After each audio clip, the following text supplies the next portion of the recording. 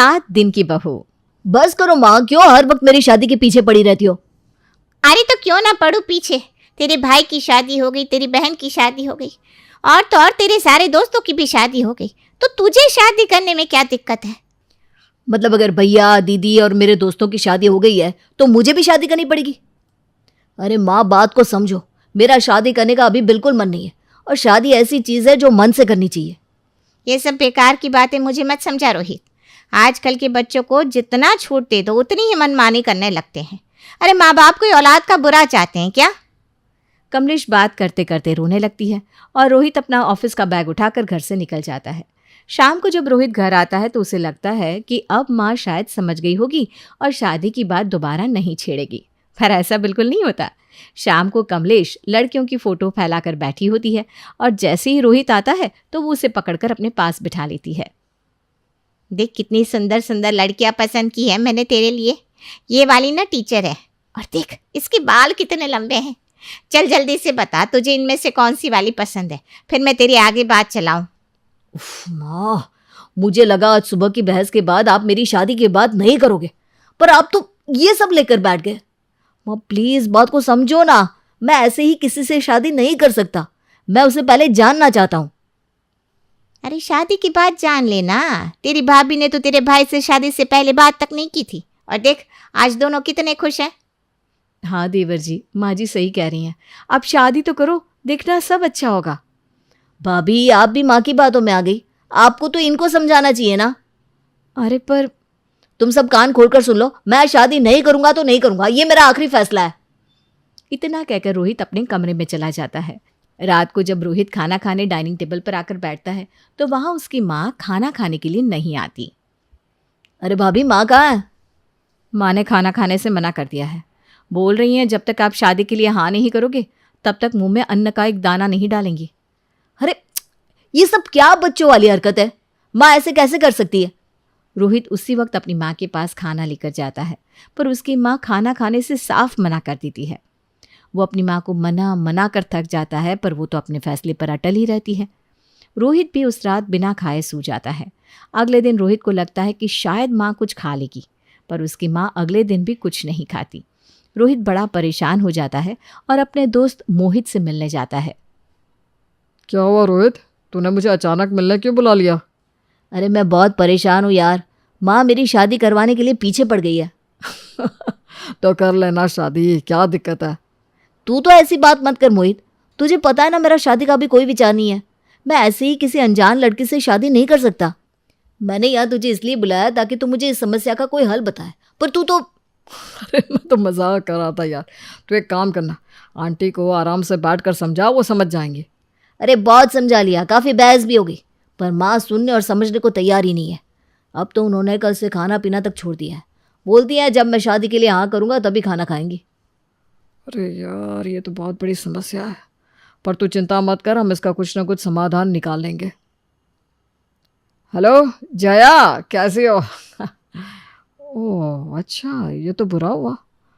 नहीं नहीं, इस वक्त तो मेरी नज़र में कोई काम नहीं है, पर कुछ होगा तो बता दूंगा। मोहित अपनी दोस्त जया से बात करके फ़ोन रख देता है। अब तुझे क्या हुआ? तू क्यों अचानक एक फ़ोन आने से इतना उदास हो गया? पर कौन है ये जया?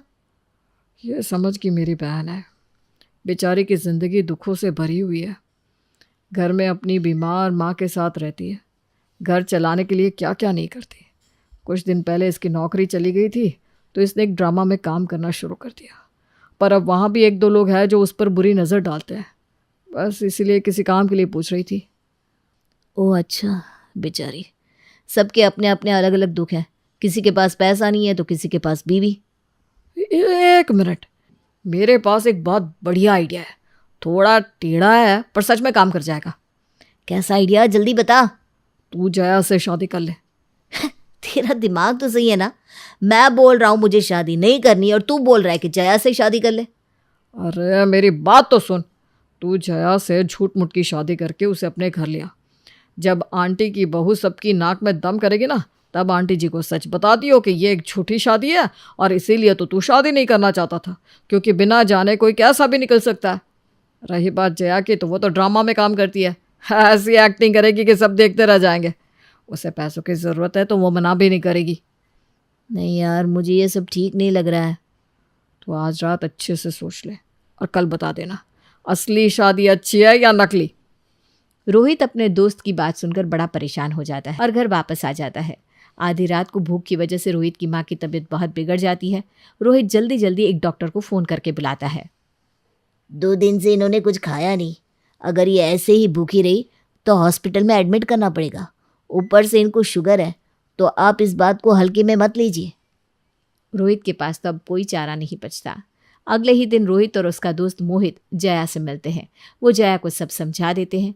जया को पैसों की सख्त ज़रूरत थी, इसलिए वो इस नाटक के लिए हाँ कर देती है। उसके बाद रोहित जया को अपनी माँ के पास लेकर जाता है और उन दोनों को ऐसे देखकर सबके होश उड़ जाते हैं। ये क्या है रोहित, तूने शादी कर ली? हाँ माँ, आप ही तो चाहती थी ना कि मैं शादी कर लूँ। इससे मिलो, ये जया है जिससे मैं प्यार करता हूँ।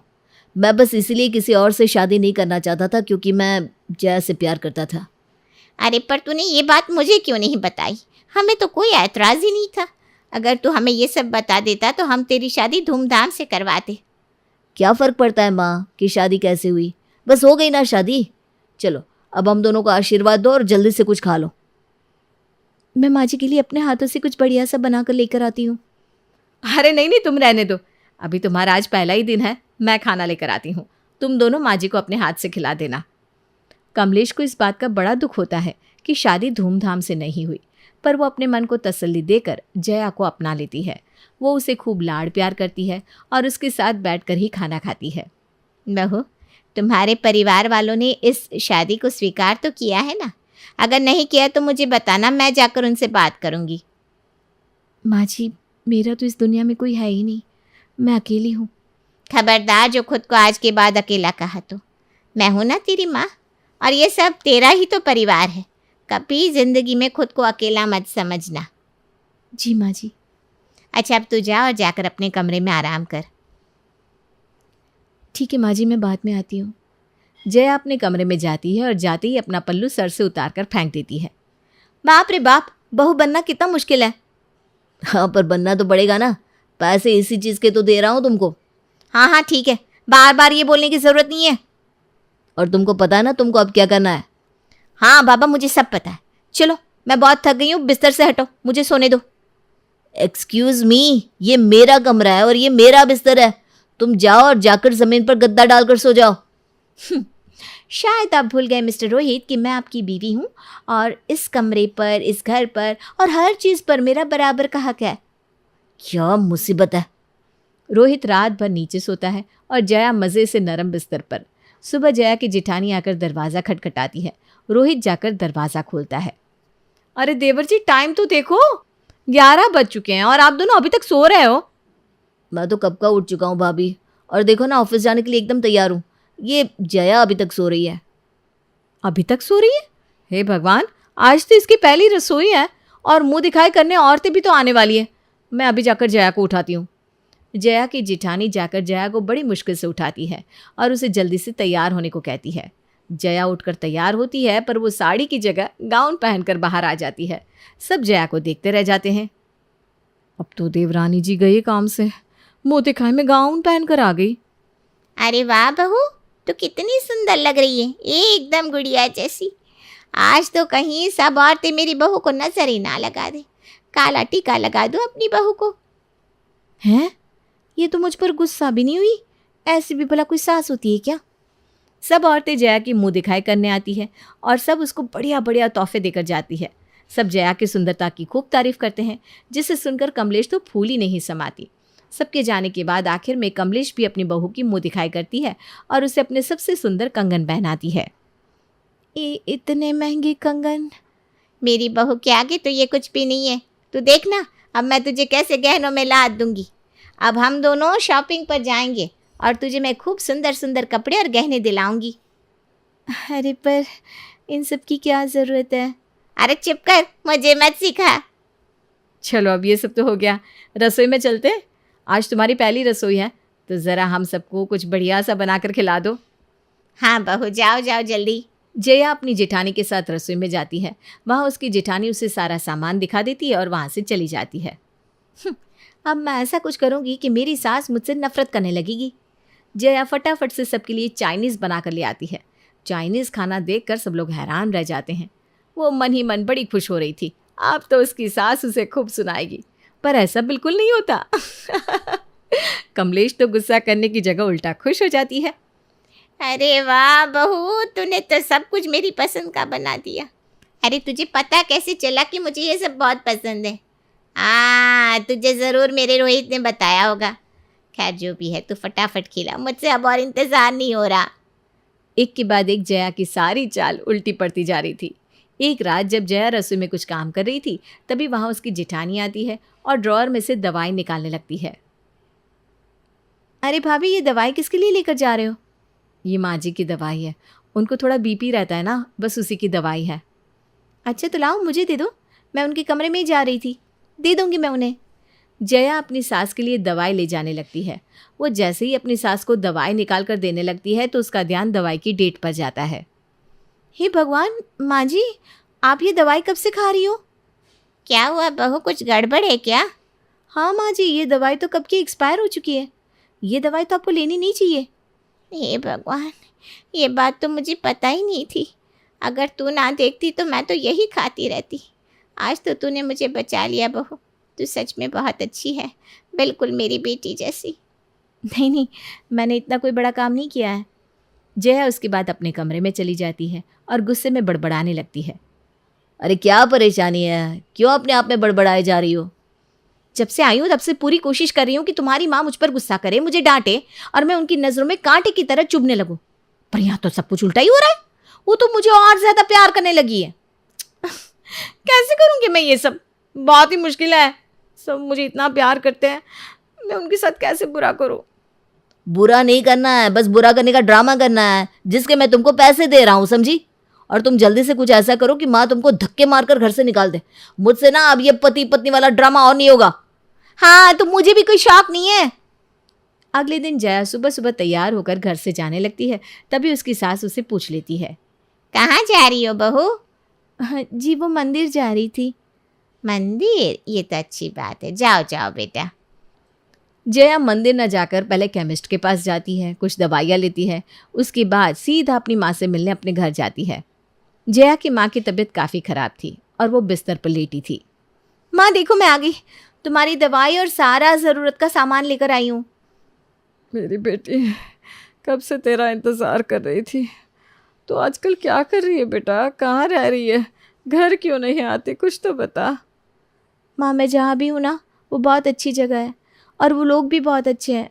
मैं उनके घर में झूठी बहू बनकर रह रही हूँ जिसके मुझे पैसे मिलते हैं। काश मैं उनके घर की सच में बहू होती, काश वो सच में मेरा ससुराल होता।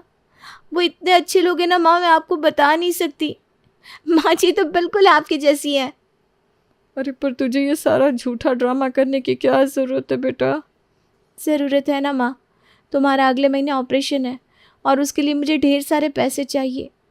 बस यही तरीका था माँ जिससे मैं ऑपरेशन के पैसे इकट्ठे कर सकती थी। मुझे तो ये कुछ समझ में नहीं आ रहा। तुम ज़्यादा मत सोचो, मैं जो कर रही हूँ ना सब ठीक कर रही हूँ। बस थोड़े दिन की बात है, फिर तो मैं आपके साथ ही रहूँगी इस घर में। जया को अपनी माँ से बात करते करते पता ही नहीं चलता कि कब रात हो गई। वो फटाफट वहाँ से सीधा सुनार के पास भागती है और वहाँ जाकर अपने कंगन सुनार को देकर उनके बदले में पैसे ले लेती है। दुकान के बाहर से उसी वक्त रोहित गुजर रहा था और वो जया को सुनार की दुकान पर देख लेता है, पर ट्रैफिक की वजह से वो रुक नहीं पाता और घर आ जाता है। अरे देवर जी, मुझे जया सुबह से दिखाई नहीं दे रही, आपको तो पता होगा ना कहाँ गई है वो। अरे आप लोग अभी तक सोए नहीं? अब तो ये पक्का गई, अब इसे माँ जी की डांट से कोई नहीं बचा सकता। ये क्या टाइम है जया घर में घुसने का? भाभी बोल रही है कि तुम सुबह से बाहर हो। जया रोहित की डांट सुनकर एकदम घबरा जाती है और जैसे ही आगे बढ़ती है उसका पैर लड़खड़ा जाता है और वो गिर जाती है। जया के बैग से ढेर सारे पैसे निकलकर इधर उधर फैल जाते हैं। इतने सारे पैसे? ये पैसे तुम्हारे पास कहाँ से आए? एक मिनट, अब मुझे समझ में आ रहा है। तुम्हारे हाथ के कड़े कहाँ हैं जया? वो करने की जरूरत नहीं है, समझी? वो कड़े तुमने आज ही सुनार को बेच दिया है और मैंने अपनी आंखों से तुमको थोड़ी देर पहले सुनार की दुकान पर देखा था। तुम अभी के अभी अपना सामान उठाकर निकल जाओ मेरे घर से। मेरी बात तो सुनो। मुझसे बहुत बड़ी गलती हो गई। माँ, मैं आपको कुछ बताना चाहता हूँ। ये लड़की कोई मेरी बीवी नहीं है, ये सब झूठ है। ये शादी एक झूठ है। ये सब मैंने इसलिए किया ताकि शादी से बच सकूं, पर मुझे नहीं पता था कि ये लड़की इन सब हरकतों पर उतर आएगी। अरे मैंने तुम्हें काम के लिए पैसे तो दिए थे, तो तुमने ऐसी नीच हरकत क्यों की? बस करो रोहित, अब एक शब्द उसे मत कहना। अरे माँ, आप इतना सुनकर भी इस लड़की की तरफदारी कर रही हो? उसने कोई चोरी नहीं की, मुझे पता है वो कहाँ गई थी। जब जया सुबह सुबह घर से मंदिर का बोल कर निकली थी तो मैंने भी सोचा कि उसके साथ मंदिर चलती हूँ। मैं जब बाहर जया के पीछे पीछे गई तो जया मंदिर ना जाकर दूसरी तरफ मुड़ गई। फिर मैंने इसका पीछा किया और मैं इसके घर तक पहुँची। वहाँ मैंने इसकी बीमार माँ को देखा और उन दोनों की सारी बातें भी सुन ली। मैं फिर जया की माँ से मिली और मैंने जया से कहा कि वो कड़े बेच दे और अपनी माँ का ऑपरेशन करवा ले, क्योंकि मेरे पास भी ऑपरेशन के लिए इतने पैसे नहीं थे। माँ जी, आप सब जानती हैं? हाँ, सब जानती हूँ, और ये लड़की कितनी अच्छी है ये भी जानती हूँ। इसने कितनी कोशिश की बुरा बनने की, पर इंसान अगर अंदर से ही अच्छा है तो बाहर से बुरा बन नहीं सकता। रोहित बहुत शर्मिंदा होता है और जया के पास जाकर उससे माफ़ी मांगता है। जया के आंसू रुकने का नाम ही नहीं ले रहे थे।